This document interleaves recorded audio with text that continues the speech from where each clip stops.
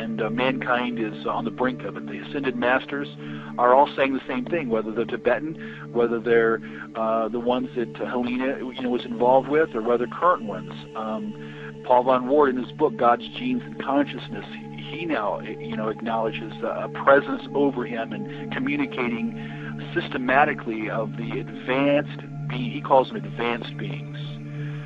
Some of the older books refer to the Great White Brotherhood, but they're communicating the exact same message. The overwhelming fear that grips a child, that's the kind of fear I felt. They began to move over our heads and began to change places as if they were doing some sort of a little routine to show us what they could do, and they radiate, and that's something you need to remember. They radiated a fear off of them. You could feel it. You're in the presence of something awesome, fearful. And I grew up from about the age of 7 or 8 having otherworld experiences. All of my life I have been involved in otherworld experiences for whatever reason. And I said to them, I said, look, I know you're here, okay? And I want you to know that I don't mind doing whatever it is I'm supposed to do. If I've got a destiny in life or a mission or whatever it is, I don't mind doing it. But if it has something to do with you, then I'm going to ask you for 2 favors. Do not abduct me, because I don't want to go anywhere. And don't frighten me in my bedroom. I don't want to wake up and find something in my bedroom I can't handle, okay? So don't mess with me, and don't scare me to death, and I don't want to go anywhere. But if I'm supposed to do something, if there's a divine plan of some sort where I'm supposed to play, then open the doors, show me what I am to do, and leave me alone. That people like you have now come to decide that I am working for the Illuminati. You're a true believer, Jordan. I've always thought that. You think that what you're doing is good, but it's just something that you can obviously tell that those angels weren't good. The message isn't good. You are being used to spread the one message that the New World Order does really care about, and that is turn away from Jesus Christ at all costs. Jordan Maxwell has stated that he has been influenced not only by Blavatsky, but also by Manly Palmer Hall, the 33rd degree Freemason. I'd like to pay tribute to 3 people who have influenced my life greatly. Probably the most impressive man I have ever personally known and has impacted my life was Mr. Manly Palmer Hall. Manly P. Hall, if you do not know, is one of the most brilliant spiritual men that I have ever even read about. And so I want to pay tribute to Mr. Hall. They're showing from their primary documents what they are trying to do. And here in this document, Manly Palmer Hall tells us that a secret governing body controls the globe, not the various religious governing bodies that pretend to rule. That's what I was trying to tell you with that diagram with the black circle in the middle of the pie. And who is Manly P. Hall? Manly P. Hall was a Grand Master in the Illuminati, and he was also a Grand Master in Freemasonry. And here is the Scottish Rite Journal's obituary of him, illustrious Manly Palmer Hall, often called Masonry's greatest philosopher. They were to deny that Lucifer was their god whenever an outsider was smart enough to break through all of the secrets and figure it out. Well, of course, folks, they're sworn to secrecy. They have to deny anything about the true secrets of their order. I mean, what kind of logic is this? That's plain as the nose in your face. You must understand that when you ask a Mason a question about Freemasonry, he's going to tell you a lie because he is sworn to secrecy, and he is sworn by blood oaths. And I know that by the time they've reached the 32nd degree, they've taken at least 32 different oaths swearing them to secrecy.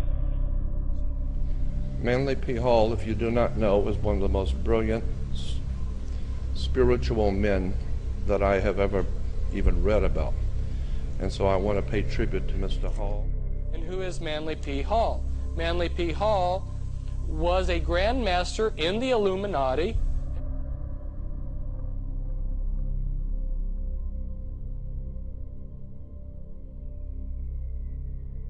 What is even more disturbing is when one considers the following quote from Manly Palmer Hall's book, America's Assignment with Destiny. Genuine esoteric associations always required that disciples prepared themselves for careers of practical service. The student was expected to attain to a state of unusual skill or proficiency in some branch of learning. He was then to practice this profession or craft as a means of extending his sphere of constructive influence. He was to teach through example, enriching his chosen vocation with the overtones of enlightened religious philosophy, thus gradually creating a significant zone of influence. He was available for whatever task the keepers of the great plan required. Practical ends can only be achieved by practical means, and the agents of the universal reformation must be sufficient for every emergency.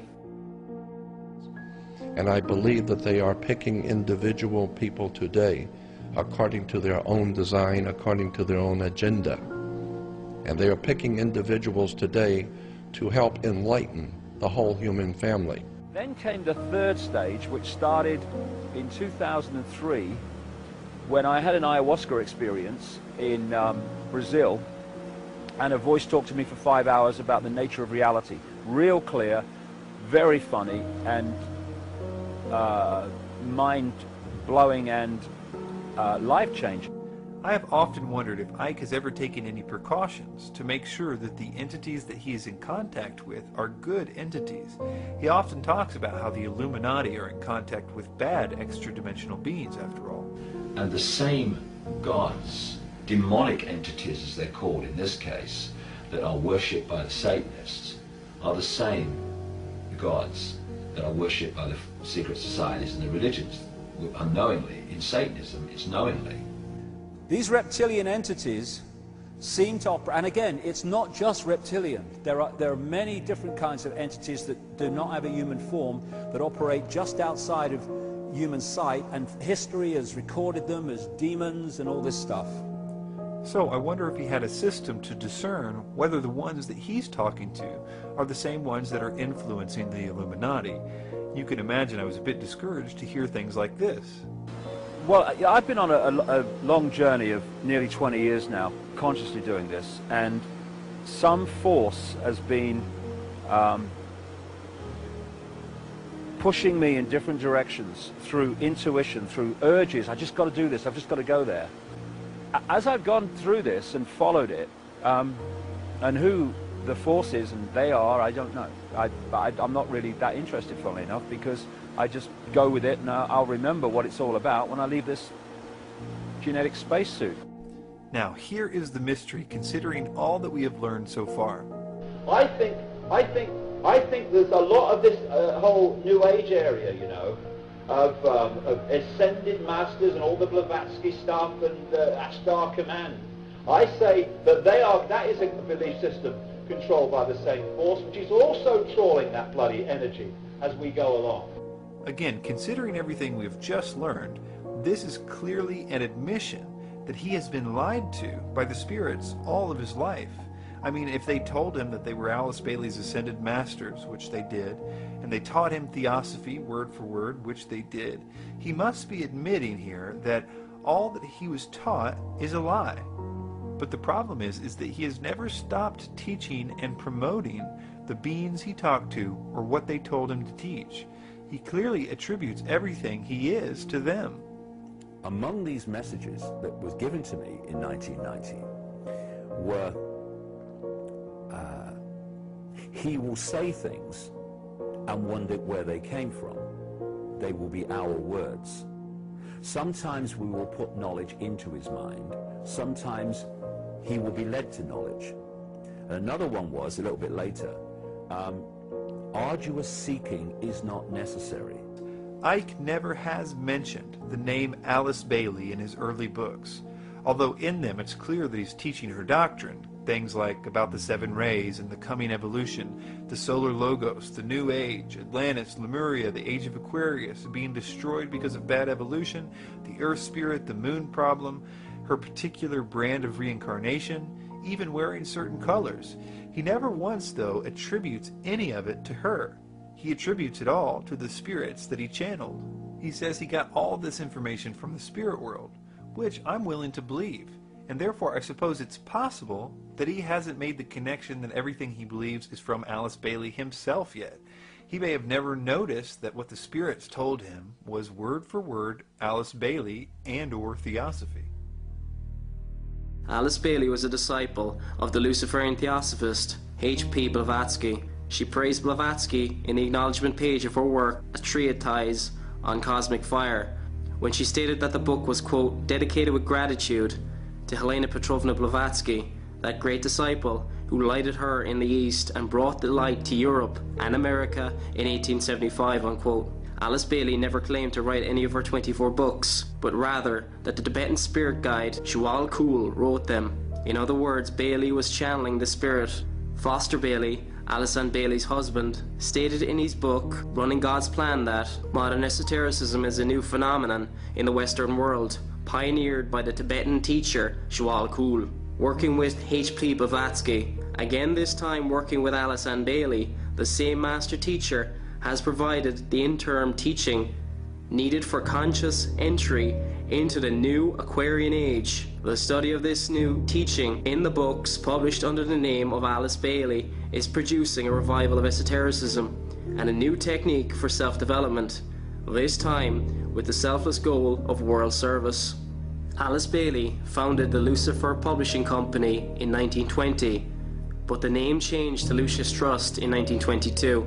Terry Melanson from ConspiracyArchive.com stated the following on how Lucis Trust is run. Lucis Trust is run through an international board of trustees, whose membership is said to have included John D. Rockefeller, Norman Cousins, Robert S. McNamara, Thomas Watson Jr., IBN former U.S. Ambassador to Moscow, Henry Clausen, Grand Commander of the Supreme Council 33rd Degree, Southern District, Scottish Rite, and Henry Kissinger. This would then tie Bailey's influential occult organization into the international conspiracy of elitists, including the Council on Foreign Relations, the Bilderbergs, and the Trilateral Commission. Many of these people are involved in tax-exempt foundations. These foundations have massively altered life in the United States over the last few decades. The following gives an example of how these men and these organizations are trying to alter education in the United States and through many other similar organizations in other countries around the world.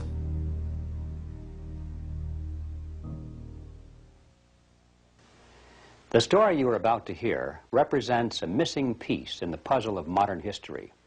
Without this knowledge, many contemporary events are simply beyond understanding. You are about to hear a man tell you that the major tax-exempt foundations of this land, since at least 1945, have been operating to promote a hidden agenda. And that agenda has nothing to do with the surface appearance of charity, good works, or philanthropy. The man who tells this story is none other than Mr. Norman Dodd, who in 1954 was the staff director of the Congressional Special Committee to investigate tax-exempt foundations, sometimes referred to as the Reese Committee, in recognition of its chairman, Congressman Carroll Reese. Mr. Dodd, you have spoken before about some interesting things that were discovered by Catherine Casey at the Carnegie Endowment. Can you tell us that story, please? Yes, I'm glad to, Mr. Griffin. This experience that you have just referred to came about in response to a letter which I had written to the Carnegie Endowment for International Peace, asking certain questions and gathering certain information. And on the arrival of that letter, Dr. Johnson, who was then president of the Carnegie Endowment, telephoned me and said, did I ever come up to New York? And I said, yes, I did, more or less each weekend. And he said, well, when you're next here, will you drop in and see us? Which I did. And again, on arrival at the office of the endowment, I found myself in the presence of Dr. Joseph Johnson, the president, who was a successor to Alger Hiss.